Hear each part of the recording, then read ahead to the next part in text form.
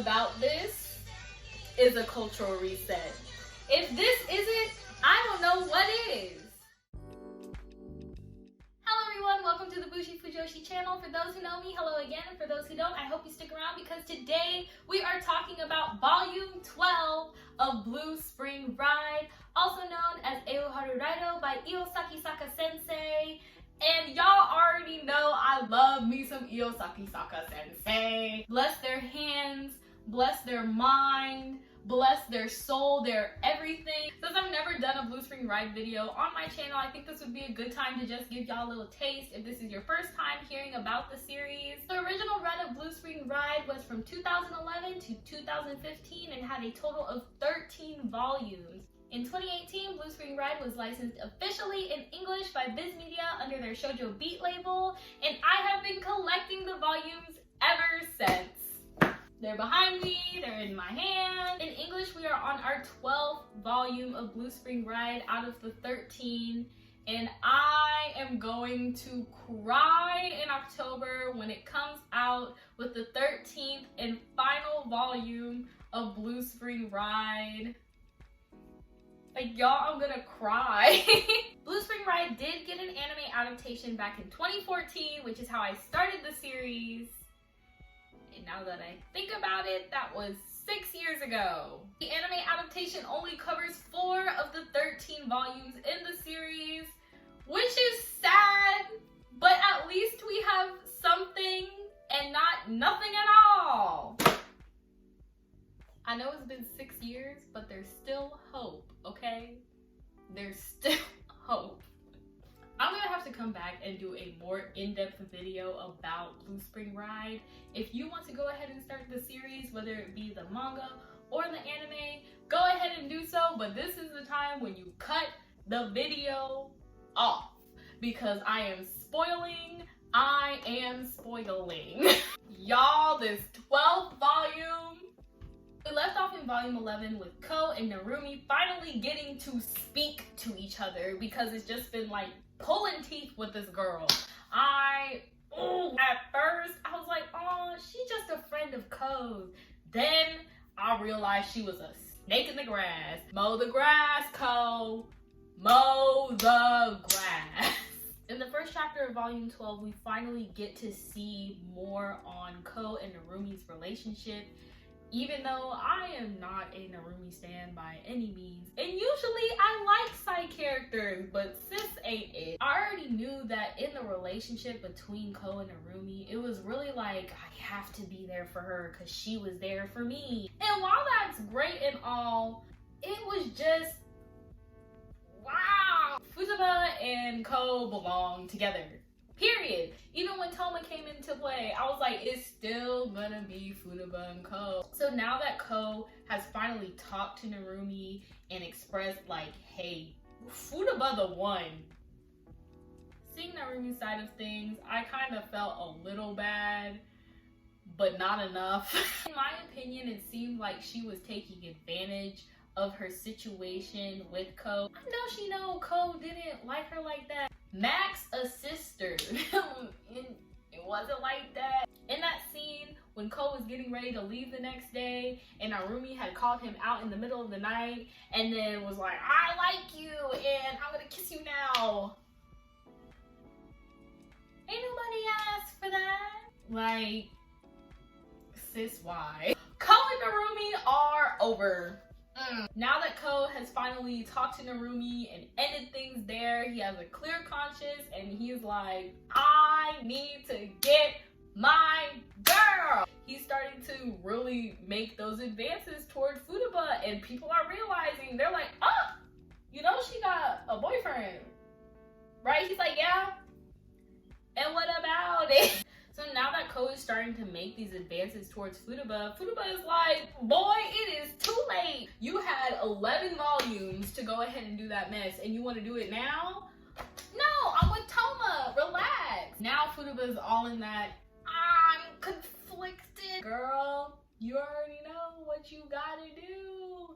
And at this point, she doesn't know that Kou and Narumi have dissolved as a thing. And Futaba's like, boy, if you don't stop, I'll go crazy. I'm not gonna be with you, boy. Like, exit cheesy people out my circle like a pizza. And he was like, are you gonna erase me? And she was like, yeah, I guess so. And I'm reading it like, no! Kou is just beside himself at this point. He's brooding, he's gloomy. All the while, Toma is watching this unfold. And from the jump, Toma already knew the vibes, and I knew he knew the vibes. Futaba comes to the decision that she needs to break up with Kikuchi, Toma. I felt bad for Toma because it's like, dang, he didn't deserve that, but this ain't your show, baby. I'm sorry. And what really broke my heart was when he said that I wonder if she realized that she has never said that she had feelings for me this entire relationship. Toma the whole time, he has been like, I like you, girl. And she's been like, yeah. It's the last day, they've had their closing ceremony, and it's time to start break. And you think that maybe they talk, Kou and Futaba. No! With this whole scene with Morale and Yuri and Futaba, I really thought that Futaba's reasoning was sound because she said, I just broke up with Kikuchi yesterday. I can't just go and talk to Kou, like, y'all trying to get me canceled out in these streets. Relax, I don't need that, stop. And she's trying to express how she feels in this situation, and then Yuri just come ahead and said, we're leaving. Like I said, I'm a side character stan, but Yuri is another one. I still think that Yuri's pressed, and that's just my personal opinion. Even though she is with Kikuchi's friend or whatever, I still think that she's salty about Kou choosing Futaba over her. I kind of understood where Yuri was coming from with she needs to figure this out on her own, but she didn't need to go about it like that. Futaba's trying to confide in y'all as a friend, and y'all, that just made me mad. I was like, I don't like you right now. I can't. Flash forward, it's Christmas Eve, and Futaba was supposed to go out to see Kikuchi's band play when they were together.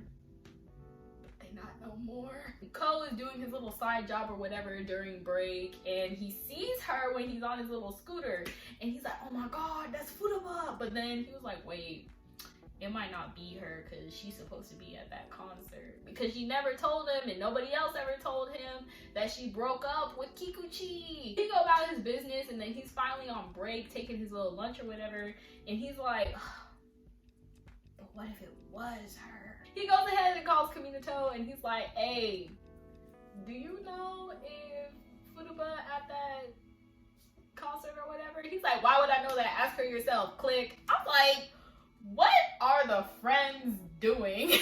So Kou, back in the break room, goes, you know what? I'm just, whatever, I'm gonna call her. And then Futaba goes, you know what? Whatever, who cares? It's my relationship anyway, so I'm just gonna call Kou. And she reaches for her phone and goes, and it's Kou! She picks up the phone and she's like, moshi mosh. And then Kou on the other line like, where you at?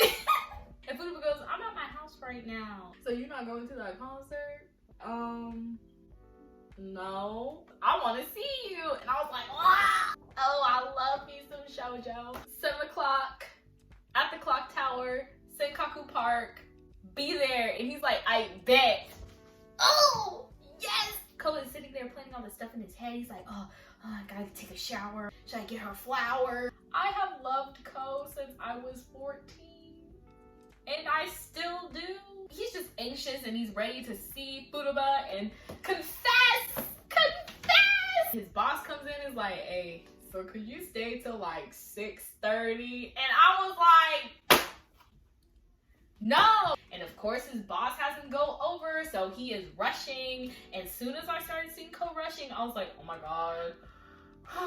If you have any experience with shoujo, you know that when a main character gets rushed, something bad about to happen. And I could just feel it. And I didn't like it. But Futaba already at the clock tower because punctuality. He's not at that clock tower again. I'm going to cry. So it's 6:49 rushing to get over to the clock tower, and he's like, oh, should I get some flowers? He's like, nah, that's not my style. Let me get some flowers. And he's just thinking about what her reaction would be when he gives her the flowers, and I am just melting. I just want to see her. I'm so excited to see her. And then the panel goes and I just, and all of a sudden you see the flowers in the air, just a bouquet flying. Then it's on the ground and you don't see Kou, and I cried. It's gotten really late and Futaba's just like, should I go to his house? I wonder if something happened. And then ring-a-ding-ding, she gets a call and it's from Kou. If it isn't Kou on the other side of this line, I'm going to scream. She picks up the phone and she's like, Kou, what happened? And it's like, this ain't Kou. Oh! Futaba runs to the hospital and then she finds Kou's room and she's like, oh my god, I'm scared. And I'm like, girl, me too. And then you flip the page and he's okay. If Kou wasn't okay, if he was just there sleeping, I don't know what I was gonna do. I don't know.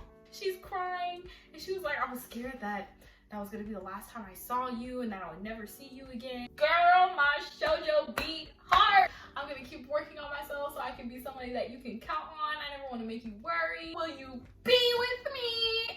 And she's like, yes, I'll be with you. The time is now. You're the only one that makes me feel this way. There's no one else that I can compare you to. I love you. And it's kissing time. Kou, Futaba, canon. My shoujo beat the heart. I've been waiting. It's been a long time coming, y'all. So we back to 7 o'clock at the clock tower in Senkaku Park, and Kou has been discharged from the hospital.